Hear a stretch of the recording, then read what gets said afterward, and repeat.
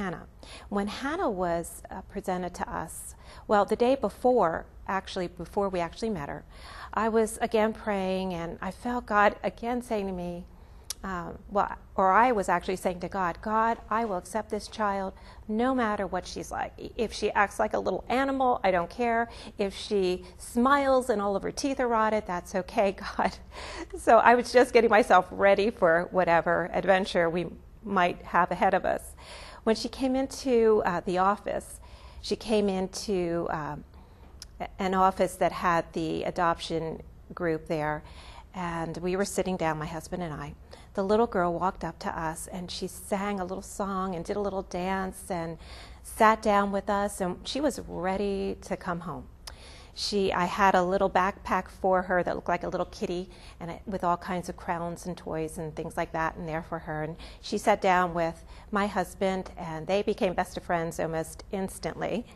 And I went off and did paperwork. I don't know how I ended up with all the paperwork, but I was doing my paperwork, and that particular trip with this little girl was like a vacation. She was so ready to have a forever family. She was so happy to be going with us. One thing I will say, when she smiled, every tooth in her mouth was rotted. It was so amazing to me. I was just thinking, God, thank you for warning me, because it was shocking to see somebody that had so many black teeth in their little mouths. And I noticed when we would go up and down the elevators in our hotel room that had mirrors in them, that she would be trying to clean her little teeth off when she looked at them. She was very self-conscious about that herself. But we had a wonderful time with her there in China. She was a lot of fun, adorable little girl. And now she's 16, and she's still absolutely precious. My third adoption story came a few years later. I felt that God was again speaking to our hearts that we were to adopt 2 more children, a boy and a girl. We started the process again, and I thought this time, well, I've been to China twice, why don't we look into going to Russia this time? So we started all of our paperwork, and we're ready. We had it all written up to go to Russia and adopt a child there. Well, we got a call about a little boy in China who needed a home. He would be turning 6 very soon, and at that time China was saying they were not going to let any children out of their country that were over the age of 6. And I do believe it was because they were afraid these children would start talking and telling the truth about the conditions of the orphanages or how they were treated, things like that. So they wanted to get these little ones out, or they weren't going to get out at all. So again, my husband and I made the journey to China. This little boy, who was actually here in the studio, he was never in an orphanage. He was found by Christians, missionaries, and they started taking in children who had special needs. My son was born with a bilateral cleft lip and palate.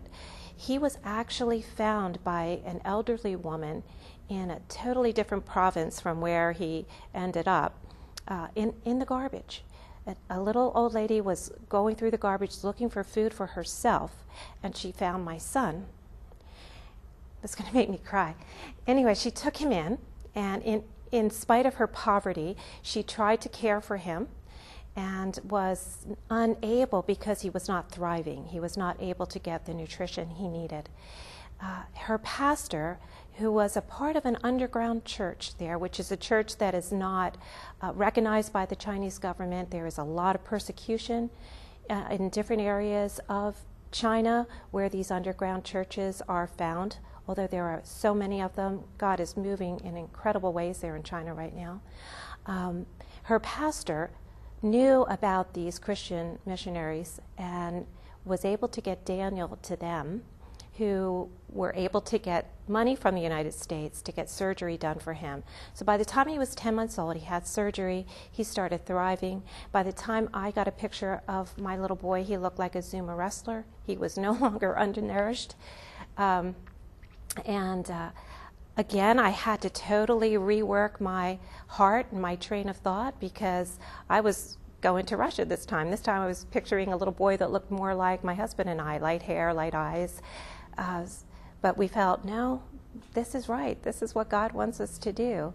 So we went into China and picked up our son. We met the people that had been caring for him for those years, and he was actually spoiled. If it's possible for a little orphan to be spoiled, he was and is. My son was never in an orphanage. So when it was time for the Christians to find a home here in the United States for him, they had to find a corrupt adoption or orphanage somewhere in China that would be willing to say that he had actually been there in that orphanage since he was found as a baby. So they were able very easily to find someone. So we were able to do our paperwork through them. We had to keep very quiet because the orphanage would have been in quite a bit of trouble, probably not be living right now if the government had found out about this.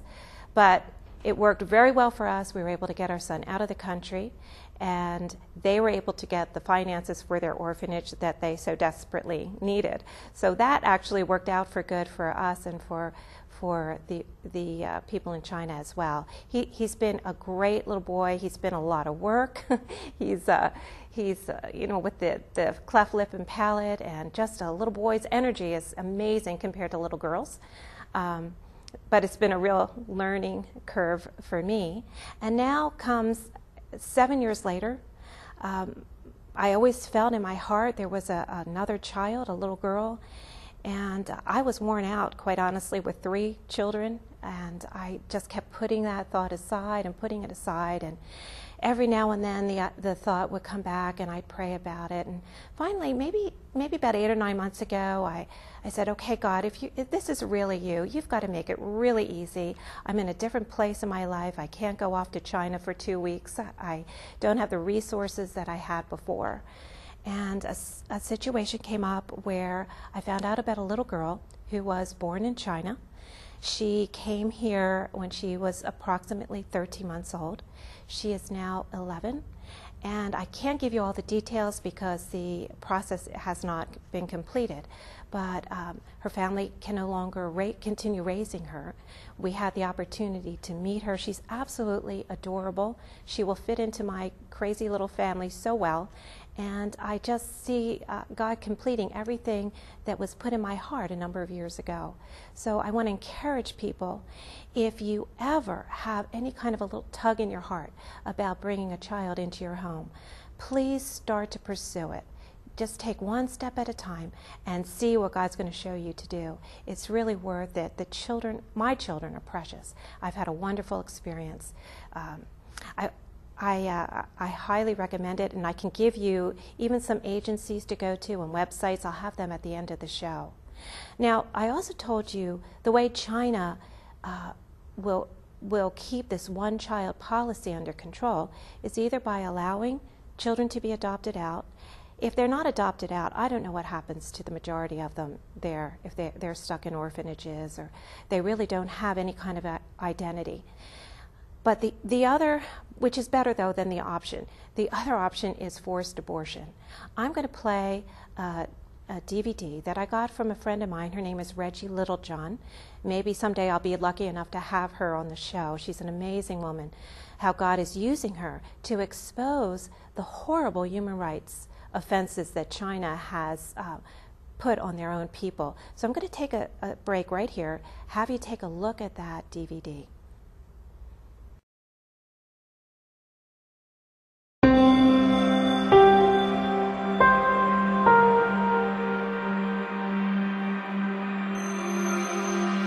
I'm a litigation attorney, and in the 90s I represented a client who had escaped China. I represented her in her case for political asylum in the United States, and she had been forcibly sterilized.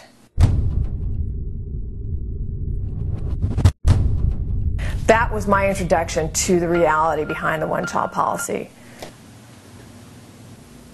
In fact, China's one-child policy causes more violence against women and girls than any other official policy on earth. I call it China's war on women and girls.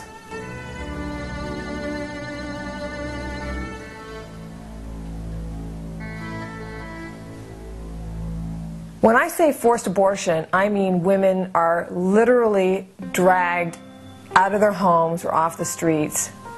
They can be jailed in family planning jail cells, forced to abort children that they want.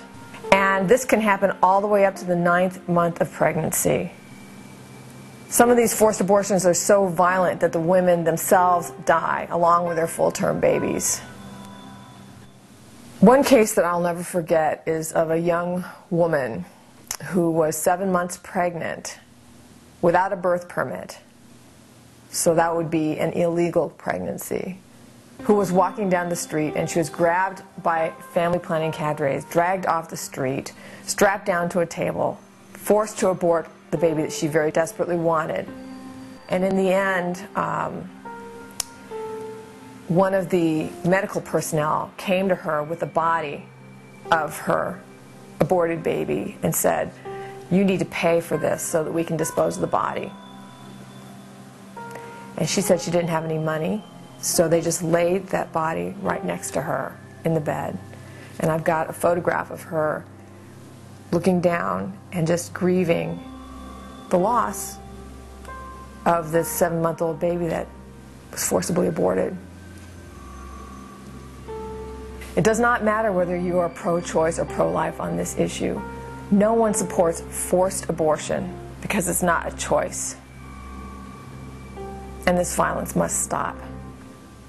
My goal in establishing women's rights without frontiers is to end forced abortion and sexual slavery in China.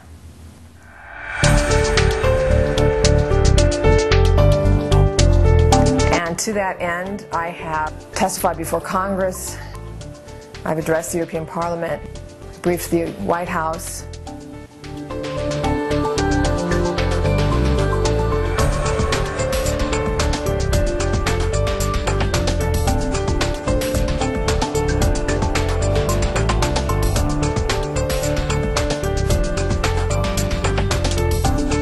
When I started this several years ago, no one was talking about the one-child policy.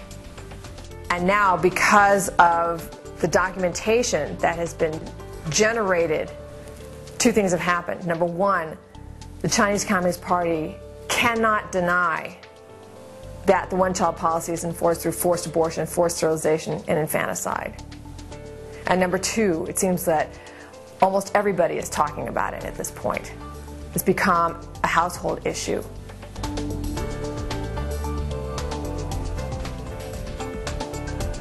Stop the violence. End China's war on women. Forced abortion is not a choice.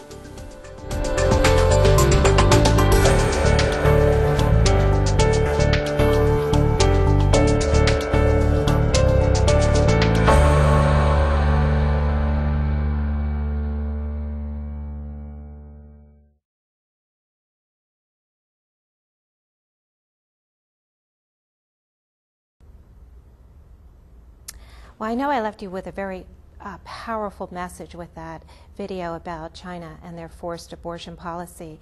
But I want you to know that God is in control. There are ways that we can help people. You can help Reggie and the work that she's doing, exposing this atrocity. You can consider adopting. Maybe not from China. There are children everywhere, just right here in our own foster care system. There are so many little children. So please consider, if you feel that any prompting at all, please get involved. Thank you so much for watching. Awake in the passion.